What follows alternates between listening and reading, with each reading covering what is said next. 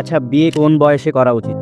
আমার মতে শুধুমাত্র বয়সকে ভিত্তি করে বিয়ে করার সিদ্ধান্ত যথাযথ নয়।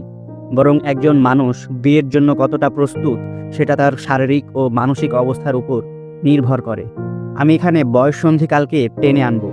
মানুষের বিয়ে হওয়া উচিত তার বয়ঃসন্ধিকালকে ভিত্তি করে।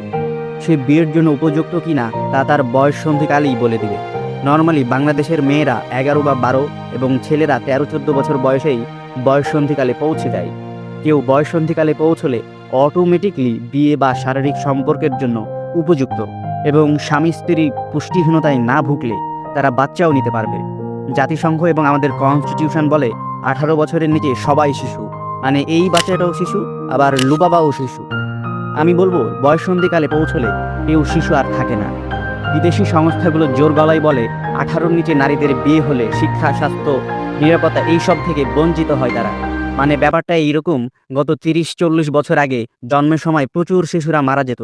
তো ধরুন তখন এই বিদেশি সংস্থাগুলো বলছে আপনারা বাচ্চা নেওয়া বন্ধ করুন, কারণ জন্ম দেওয়ার সময় বাচ্চাগুলো মারা যাচ্ছে। মানে প্রকৃত সমস্যাগুলো বাদ দিয়ে তারা অন্যদিকে ছুটাছুটি করছে। 18-র নিচে বিয়ে বন্ধ না করে মূল সমস্যাগুলো সলভ করুন।